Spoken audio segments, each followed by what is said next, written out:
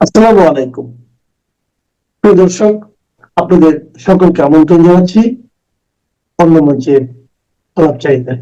Doctor Shafiqur Rahman কি আসলে সেনাপ্রধান ওয়াকারুজ্জামানের সাথে সেই আলাপটা করতে গেলেন যে তারেক রহমানকে সবাই সম্ভাব্য প্রধানমন্ত্রী বলছেন এবং সেনা প্রহরায় যে ধরনের ব্যাপক নিরাপত্তার আয়োজন করা হয়েছে তারেক রহমানের জন্য, সেনাবাহিনী, সেনাপ্রধান ওয়াকারুজ্জামান তার বাহিনীও কি মনে করছে যে তারেক রহমানই সম্ভাব্য প্রধানমন্ত্রী? আগামী নির্বাচনটি কি আসলে তারেক রহমানকে প্রধানমন্ত্রী করবার জন্যই অনুষ্ঠিত হচ্ছে, নাকি জামায়াতে ইসলামী সহ ইসলামপন্থী দলগুলোরও জিতে আসার সম্ভাবনা আছে এবং তারা যে হিসেব নিকেশ করে একটা শক্তিশালী অবস্থানে ছিল সেই বিষয়টিও আলোচিত হলো জামায়াতে ইসলামীর আমিরের সঙ্গে সেনাপ্রধান ওয়াকারুজ্জামানের। বাংলাদেশের রাজনীতিতে বরাবরই সেনাবাহিনীর বড় ধরনের প্রভাব আছে। বিশেষ করে রাজনীতির গতি প্রকৃতি কোন দিকে এগোবে সেটা নির্ধারণে প্রায়ই যে কলকাঠি নাড়া হয় সেনাবাহিনীর তরফে, এবং বিশেষ করে যখন বাংলাদেশের রাজনীতি নানা রকম একেবারে একটা ক্রুশিয়াল পর্যায়ে পৌঁছয়, সেরকম মানে গুরুতর সময়গুলোতে সেনাবাহিনীও খুব তৎপর হয়ে ওঠে।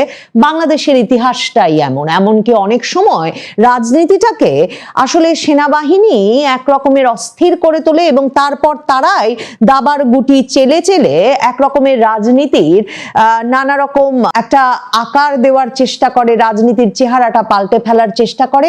আমাদের ইতিহাস, আমাদের অভিজ্ঞতাটা এমনই বটে। 5ই আগস্টের পর থেকে সেনাপ্রধান ওয়াকারুজ্জামান যে একেবারে এর কেন্দ্রে আছেন সে বিষয়ে সন্দেহ থাকার আর কোনো কারণ থাকে না। 3রা আগস্টই তিনি তার বাহিনী নিয়ে একরকম তখনকার সরকার, শেখ হাসিনা সরকারের নির্দেশ তারা আর মানবেন না, সেটা এক রকমের সেনা সদরে সেনা কর্মকর্তাদেরকে নিয়ে দরবার আয়োজন করে সিদ্ধান্ত নিয়ে ফেলেন সেনাপ্রধান ওয়াকারুজ্জামান। আর 5ই আগস্ট সরকার পতনের পর আমরা দেখি জাতির উদ্দেশ্যে ভাষণ দিতে এলেন সেনাপ্রধান ওয়াকারুজ্জামান। তার মুখ থেকেই আমরা শুনি যে তৎকালীন প্রধানমন্ত্রী শেখ হাসিনা পদত্যাগ করেছেন এবং মানে আমরা আনুষ্ঠানিকভাবে শুনি সরকারের পতন হয়েছে, এবং আমরা শুনি যে তৎকালীন প্রধানমন্ত্রী শেখ হাসিনা দেশও ছেড়ে চলে গেছেন। এবং এরপরেই সেনাপ্রধান ওয়াকারুজ্জামান আমাদেরকে এ খবর দেন যে তিনি এই ক্রান্তিকালে, এই সংকটকালে আমাদের জানমালের দায়িত্ব নিচ্ছেন। শুধু তাই না, এই সংকটকালে কিভাবে উত্তরণ ঘটানো যায় তা নিয়ে আলাপ করতে তিনি যাদেরকে সেনা ভবনে, সেনা সদর দফতরে ডেকে নিয়ে এসেছেন আলোচনার জন্য, রাজনৈতিক নেতৃবৃন্দ, সেখানে তিনি প্রথমেই যে নামটি উল্লেখ করেন সেটি হচ্ছে জামায়াতের আমির ডাক্তার শফিকুর রহমানের নাম তিনি উল্লেখ করেন। এবং তখনই আমরা জানতে পারি এর কদিন আগে ওই আন্দোলনের সময়টায় যে জামায়াতে ইসলামীকে সরকার নির্বাহী আদেশে নিষিদ্ধ ঘোষণা করেছিল, সেই নিষিদ্ধ ঘোষিত দল জামায়াতে ইসলামী শুধুমাত্র যে তাদের নিষেধাজ্ঞা উঠে গেছে তাই নয়, তারাই হয়ে উঠেছে শেখ হাসিনার পতনের সঙ্গে সঙ্গে বাংলাদেশের রাজনীতির সবচেয়ে গুরুত্বপূর্ণ দল, যাকে কিনা বাংলাদেশের সেনাপ্রধান সবচেয়ে গুরুত্বপূর্ণ দল হিসেবে যার প্রধানকে সেনা সদরে ডেকে নিয়ে এসেছেন। সেনাপ্রধানের কাছ থেকে অনেকেই এটা মনে করান যে সেনাপ্রধানের সঙ্গে যে জামায়াতে ইসলামীর রাজনীতির একটা ঘনিষ্ঠ সম্পর্ক আছে এবং তিনি যে জামায়াতে ইসলামীর রাজনীতিটা কত ভালো বোঝেন তার প্রমাণ হিসেবে অনেকেই বলেন যে সেনাপ্রধান ওয়াকারুজ্জামান তখন প্রথম রাজনৈতিক নেতা হিসেবে যে শুধু জামায়াতের আমিরের নাম ঘোষণা করেছিলেন তাই নয়, তিনি বলেছিলেন যে এই সংকটকাল উত্তরণে কি করা যেতে পারে এ প্রসঙ্গে আলোচনায় তার সঙ্গে আছেন সেনা সদর দফতরে আমিরে জামায়াত ডাক্তার শফিকুর রহমান। মানে জামায়াতে ইসলামীর আমিরকে যে আসলে আমিরে জামায়াত বলা হয়, যেটা ওই দলের ভেতরে ব্যক্তিবর্গ সাধারণভাবে বলেন, সেটাও যে জেনারেল ওয়াকারুজ্জামানের জানা, সেটা উল্লেখ করে তখন থেকেই অনেকে বলেন যে জামায়াতের আমিরের সঙ্গে, জামায়াতে ইসলামীর সঙ্গে সেনাপ্রধান ওয়াকারুজ্জামানের যে একটা দীর্ঘ সম্পর্ক তার একটা সুনিশ্চিত প্রমাণ যেভাবে জামায়াতের আমির না বলে সেনাপ্রধান ওয়াকারুজ্জামান আমিরে জামাত হিসেবে ডাক্তার শফিকুর রহমানকে পরিচয় করিয়ে দিয়েছিলেন এবং আশ্বস্ত করেছিলেন যে তিনি আছেন তার সঙ্গে। জামায়াতে ইসলামীর আমিরও যে সেনাপ্রধান ওয়াকারুজ্জামানকে কত গুরুত্ব দেন সেটার একটা প্রমাণ পাওয়া যায় রোববার আবারও, যখন রোববার বিকেলে জামায়াতে ইসলামীর আমির ডাক্তার শফিকুর রহমান তাদের যে নির্বাচনী সমঝোতা সেটার চূড়ান্ত রূপ আনুষ্ঠানিকভাবে সংবাদ মাধ্যমের সামনে প্রকাশ করতে সংবাদ সম্মেলন করেন, যেখানে তিনি ঘোষণা দেন এনসিপি এলডিপি সহ 10 দলের একটা সমঝোতা হয়েছে জামায়াতে ইসলামীর সঙ্গে নির্বাচনে যোগ দেওয়ার বিষয়ে। সেই ঘোষণাটি দিয়েই তিনি সন্ধ্যা 7:15টায় গিয়ে হাজির হন জেনারেল ওয়াকারুজ্জামানের বাসভবন সেনা ভবনে, যেখানে সেনাপ্রধান থাকেন, যেখানেই সেনাপ্রধান বৈঠক করেন, যেখানে সেনাপ্রধানের আসলে এক রকমের অফিসও আছে। সেই সেনা ভবনে গিয়ে হাজির হন জামায়াতের আমিরে জামায়াত ডাক্তার শফিকুর রহমান। কেন সেনাপ্রধান ওয়াকারুজ্জামানকে এই ঘোষণা দেওয়া মাত্র কি অবহিত করতে জামায়াতের আমির ডাক্তার শফিকুর রহমান সে সন্ধ্যায় গিয়ে উপস্থিত হওয়ার প্রয়োজন বোধ করলেন?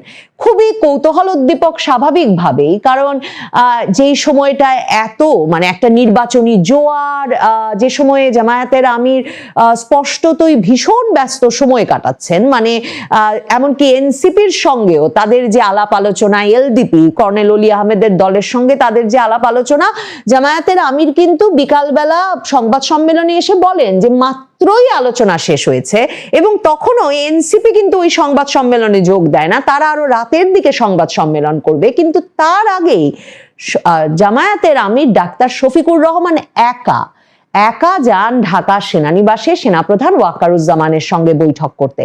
তার মানে এই যে বাংলাদেশের রাজনীতি, নির্বাচনী সমঝোতা, নির্বাচনী জোট, এই সব কিছুতেই আসলে সেনাপ্রধান ওয়াকারুজ্জামানই কি মূল ব্যক্তি, যিনি আসলে কার সঙ্গে কে নির্বাচনে যাবে, কার সঙ্গে কে জোট করবে, কার সঙ্গে কে সমঝোতা করবে, কতগুলো আসনে সমঝোতা হবে, এই সবগুলো বিষয় কি তার মানে সেনা সদর থেকে নির্ধারিত হচ্ছে? মনে রাখবেন, ওই সংবাদ সম্মেলনে যেমন জামায়াতের আমির ডাক্তার শফিকুর রহমান কনফার্ম করেন না, নিশ্চিত করে বলেন না, যেই সংবাদ সম্মেলনে কিন্তু হেফাজতে ইসলাম বাংলাদেশ খেলাফত মজলিসের মামুনুল হক, যিনিও 5ই আগস্ট সেনা প্রধানের দাওয়াতে সেনা সদরে গিয়েছিলেন রাজনৈতিক দলের নেতা হিসেবে, তিনি ওই সংবাদ সম্মেলনে উপস্থিত ছিলেন চরমোনাই পীরের ইসলামী আন্দোলন বাংলাদেশ দলের প্রতিনিধি উপস্থিত ছিলেন, অন্য আর সকল এলডিপি সহ সকল দলের প্রতিনিধিরাই। কিন্তু সেখানেও আলোচনা সমঝোতা হয়ে গেছে ঘোষণা এলেও জামায়াতের আমির কিন্তু কত আসনে সমঝোতা হলো কোন দলের সঙ্গে সে বিষয়ে কোনো খবর নিশ্চিত করে সেখানে দেন না, এবং বলেন যে এটা আপনারা আস্তে আস্তে জানতে পারবেন, কিন্তু আমাদের সমঝোতা হয়ে গেছে। তার মানে কোন আসন, কত আসন কোথায় পাবে কোন দল, সেটাও কি তাহলে সেনা সদর দপ্তর থেকে নির্ধারিত হচ্ছে? সেনা সদর দপ্তর মানে তো শুধু সেনা প্রধান নন, আসলে তো বাংলাদেশে সেনা গোয়েন্দারা অত্যন্ত গুরুত্বপূর্ণ ভূমিকা পালন করেন, এমনকি নির্বাচনী ছক সাজাতেও। তাহলে এই যে নানা রকম গোয়েন্দা তথ্যের কথা তো আপনাদের বলেছি, যে জামায়াতে ইসলামী এক রকমের রীতিমতো অঙ্ক কষে কিন্তু ভোট করছে, ভোট অঙ্কই বটে, কোন আসনে তাদের ভোটার কত, কোথা থেকে অন্য কোথাও থেকে ভোটার সরিয়ে এনে একটি আসনে নিয়ে এলে সেই আসনটি সিকিউর করা যায় কিনা, নিরাপদ করা যায় কিনা ভোটার সংখ্যা থেকে, এমন করে তারা প্রায় 200 আসনে ভোটার স্থানান্তর, ভোটার নিশ্চিতকরণের মাধ্যমে এবং আরো নানা রকম ছক সাজানোর মাধ্যমে কিন্তু নির্বাচনে 200 আসনে জয় নিশ্চিত করতে অঙ্ক কষে এগিয়ে যাচ্ছে, সে খবর আছে। এখন তাদেরকে এসব তথ্য বা কোন আসনে কে শক্তিশালী হবে, কোন দল কোথায় শক্তিশালী হবে, কোন প্রার্থী কোথায় শক্তিশালী হবে, এই সব খবর সবচেয়ে ভালো থাকে যাদের কাছে, সবচেয়ে পাকা খবর যাদের কাছে থাকে, সেই সেনা গোয়েন্দা সংস্থা, সেনা সদর দপ্তর সরাসরি জামায়াতের আমিরকে সহায়তা করছেন, নাকি সেনা প্রধান আসলে ছক কষছেন যে কোন কোন তরুণ নেতাকে বের করে আনবেন, কোন কোন রাজনৈতিক নেতাকে আসলে সংসদ নির্বাচনের মাধ্যমে বের করে আনা হবে, এবং কোন আসন কে পাবেন, এসব ছক কষতেই কি তাহলে সেনাপ্রধান ওয়াকারুজ্জামানের সঙ্গে ডাক্তার শফিকুর রহমান আলাপ করতে গেলেন? তার মানে জামায়াতে ইসলামী জাতীয় নাগরিক পার্টির যে নির্বাচনী সমঝোতা, ইসলামী দলগুলোর যে নির্বাচনী সমঝোতা, সেই সমঝোতার ফলাফল বের করে আনতে মুখ্য ভূমিকা কি পালন করছেন সেনাপ্রধান ওয়াকারুজ্জামান? এই প্রশ্নগুলো করবার তো যুক্তিসঙ্গত কারণ আছে। বিশেষ করে দেখেন, তারেক রহমান দেশে ফিরেছেন এবং দেশি বিদেশি সংবাদ মাধ্যম তাকে সম্ভাব্য প্রধানমন্ত্রী হিসেবে অভিহিত করছেন, এবং তারেক রহমান যেসব বাধা সরিয়ে দেশে ফেরার অনুমোদন পেয়েছেন, সেক্ষেত্রে সবচেয়ে গুরুত্বপূর্ণ বাধা হিসেবে যেই পক্ষটিকে চিহ্নিত করা হয় সেটা বাংলাদেশ সেনাবাহিনী। কারণ এই বাংলাদেশ সেনাবাহিনীর কাছেই এক রকমের মুচলেকা দিয়ে, এক রকমের নয়, মানে মওদুদ আহমেদের বইয়েও আছে যে এমনকি লিখিত একটা দরখাস্ত দেওয়া হয়েছিল স্বাক্ষর সহ, সেটা ভাববার যথেষ্ট কারণ আছে। কাজে ওই মুচলেকা শব্দটাই ব্যবহার করি। রীতিমতো মুচলেকা দিয়ে তারেক রহমান বিদেশে গিয়ে 17 বছর সেখান থেকে দেশে ফেরার অনুমোদন পেলেন না। এমনকি শেখ হাসিনা সরকারের পতন হয়ে গেল পরেও তারেক রহমান কিন্তু দেশে ফিরতে পারছিলেন না। এখন সেনাবাহিনীর একটা অনুমোদন যে তার প্রয়োজন হয়েছে সর্বশেষে এই দেশে ফেরার অনুমোদন পেতে, সেটা একরকম নিশ্চিত, এবং সেনাবাহিনী তাকে ব্যাপক প্রহরা এবং নিরাপত্তাও দিচ্ছে বটে। তিনি এসেছেন পরে। ডাক্তার শফিকুর রহমান কি আসলে সেনাপ্রধান ওয়াকারুজ্জামানের সাথে সেই আলাপটা করতে গেলেন যে তারেক রহমানকে সবাই সম্ভাব্য প্রধানমন্ত্রী বলছেন, এবং সেনা প্রহরায় যে ধরনের ব্যাপক নিরাপত্তার আয়োজন করা হয়েছে তারেক রহমানের জন্য, সেনাপ্রধান ওয়াকারুজ্জামান তার বাহিনীও কি মনে করছে যে তারেক রহমানই সম্ভাব্য প্রধানমন্ত্রী? আগামী নির্বাচনটি কি আসলে তারেক রহমানকে প্রধানমন্ত্রী করবার জন্যই অনুষ্ঠিত হচ্ছে, নাকি জামায়াতে ইসলামী সহ ইসলামপন্থী দলগুলোরও জিতে আসার সম্ভাবনা আছে এবং তারা যে হিসেব নিকেশ করে একটা শক্তিশালী অবস্থানে ছিল, সেই বিষয়টিও আলোচিত হলো জামায়াতে ইসলামীর আমিরের সঙ্গে সেনাপ্রধান ওয়াকারুজ্জামানের। দেখেন, হাদি হত্যার পরেও এই কথাটা বারবার এসেছে যে কারা হাদিকে এমন সময়ে গুলিবিদ্ধ করলো যেই সময়ে, মানে তফসিল ঘোষণার পর 24 ঘন্টাও তখন পেরোয়নি, এবং ঢাকা শহরে প্রকাশ্য দিবালোকে হাদি গুলিবিদ্ধ হলেন, এবং হাদিকে গুলি করলেন যেই ব্যক্তি এবং তার মোটরসাইকেলটি, মানে মূল যে দুই হামলাকারী, সেই দুই হামলাকারী যে বাংলাদেশ ছেড়ে পালিয়ে যেতে পারলো, এখন পুলিশ সেটা স্বীকার করছে, বাংলাদেশ ছেড়ে পালিয়ে যেতে পারলো রাতারাতি, এবং একের পর এক পরিবহন পরিবর্তন করে এই পুরো প্রক্রিয়াটি, এমনকি তার পালিয়ে যাওয়ার প্রক্রিয়াটির সাথেও খুবই গুরুত্বপূর্ণ কোনো বাহিনীর সম্পর্ক আছে কিনা, কোনো গোয়েন্দা সংস্থার সম্পর্ক আছে কিনা, এই বিষয়গুলো নিয়েও তো প্রশ্ন উঠেছে। এবং হাদি হত্যার পরের যে ব্যাপক প্রতিক্রিয়া, এই প্রতিক্রিয়ার কথা আঁচ করে বা এই প্রতিক্রিয়াটা গড়ে তুলতেই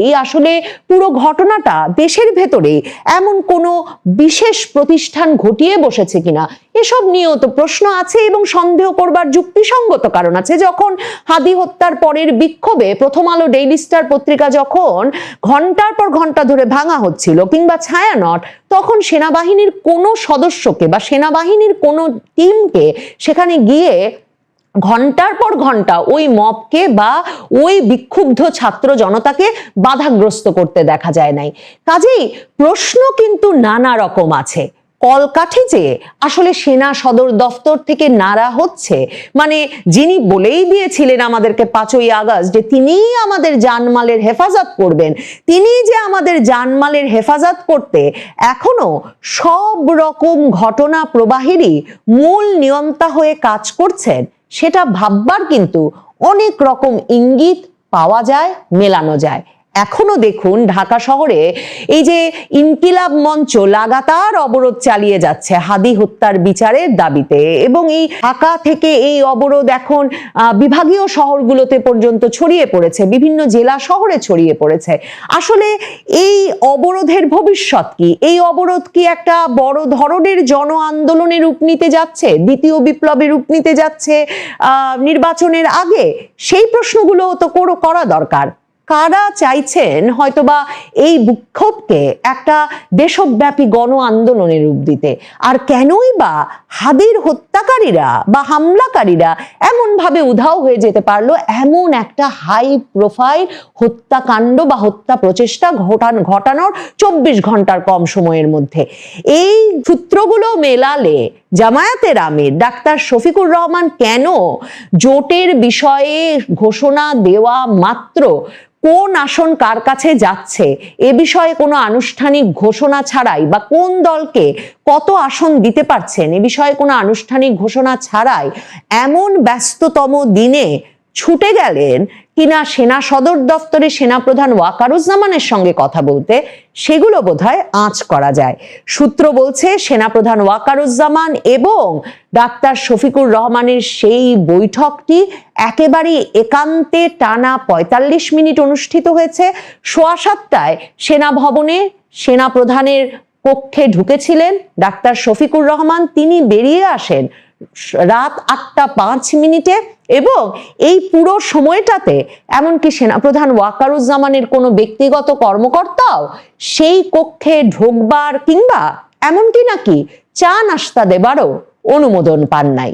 কাজেই নিশ্চয়ই গুরুতর, জরুরি, গোপনীয় কোনো কথা ছিল এই দুই শীর্ষ নেতার মধ্যে। ব্যানার এবং হেডলাইন দেখে হয়তো অনেকে চিন্তা করছেন যে এটা কি বললাম, যে ভোট কেন্দ্রে কেউ যাবে না, শেখ হাসিনা। জি, এটা আমার কথা নয়, এটা আমাদের জননেত্রী শেখ হাসিনার কথা। তিনিই বলেছেন যেহেতু আওয়ামী লীগ এই নির্বাচনে অংশগ্রহণ করতে পারছে না, যদিও আওয়ামী লীগ এই নির্বাচন বয়কট করেনি, আওয়ামী লীগকে নির্বাচনে অংশগ্রহণ করতে দিচ্ছে না, আর সেই জন্যই নেত্রী গত দুদিন ধরে যেসব বক্তব্য দিচ্ছেন বিভিন্ন গ্রুপে, সেখানে উনি সরাসরি বলে দিয়েছেন যে বাংলাদেশ আওয়ামী লীগের কোনো নেতা কর্মী সমর্থক বা যারা আওয়ামী লীগকে চায় তারা কেউ ভোট কেন্দ্রে যাবে না।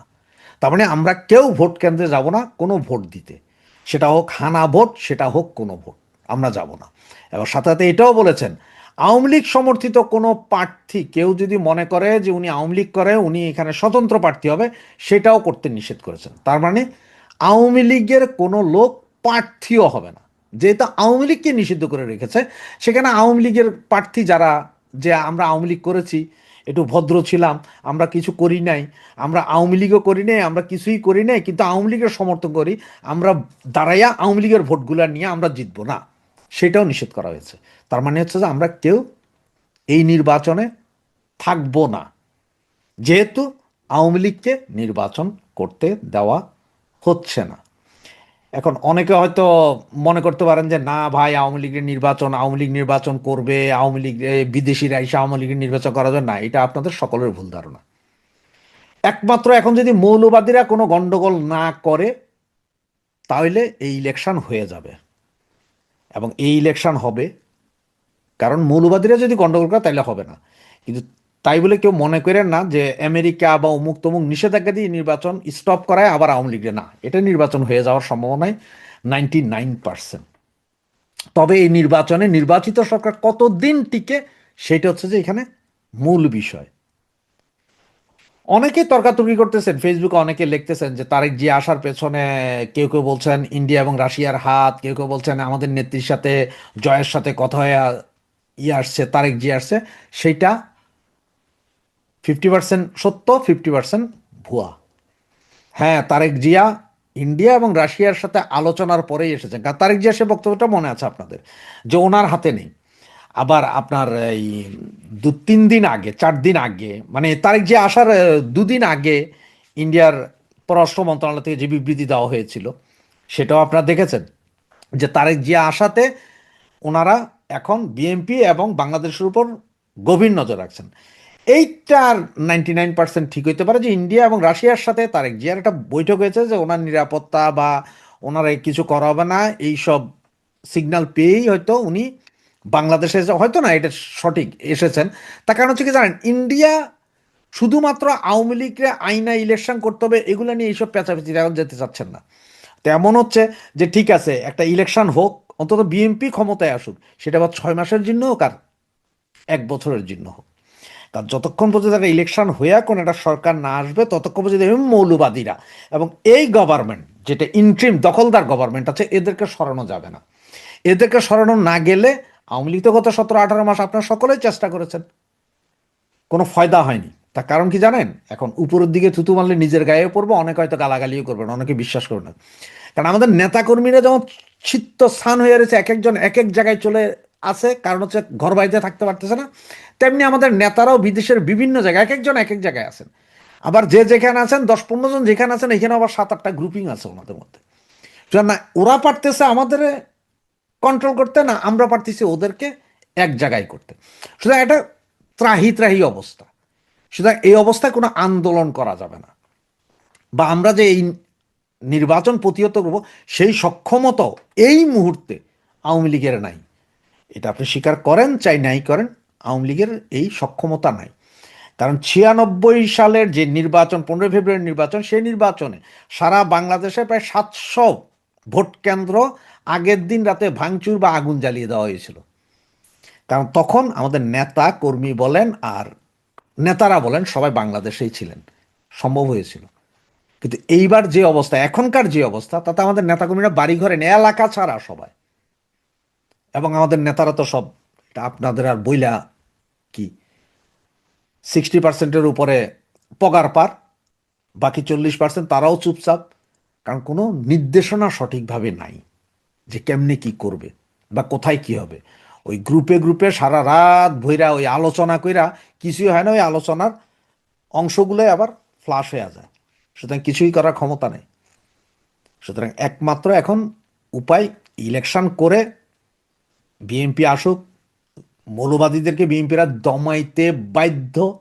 কারণ ইন্টারন্যাশনাল নিজেদের রাখতে গেলে সে দমাইতে হবে, আর সেটা দমন করতে পারলে কোর্টে বিচারপতিরা নিয়োগ হবে। হ্যাঁ, এখন বলতে আমরা জামিন দিবে না, না 50% জামিন দিবে না, 50% জামিন দিবে। কারণ আইন তো কাজ করবে। এখন তো যেমন আওয়ামী লীগ দেখলেই ছাইরো না, আওয়ামী লীগ সভাপতি সেক্রেটারি নির্বাচন দেখলেই ছাইরো না, কিন্তু তখন আস্তে আস্তে ছাড়া শুরু হবে। কারণ আর বেশি দিন, 1-1.5 বছর একজন আটকা আছে, এটা থাকবে না। ছাড়বে, আন্দোলন জমাইতে পারবে, হয়তো 6 মাস লাগবে বা 1 বছর, কিন্তু আওয়ামী লীগ আবার ওই ঘুরে দাঁড়াবে। আর তখনই হয়তো আবারও সেই, আপনারা হয়তো দেখতে আজকে 4-5 দিন ধরে ইন্ডিয়ান মিডিয়া বা অন্য মিডিয়া আওয়ামী লীগ নিয়ে খুব একটা কথাবার্তা বলা হচ্ছে না, একটু চিপ। এটাও এগুলো প্ল্যানিংয়ের অংশ।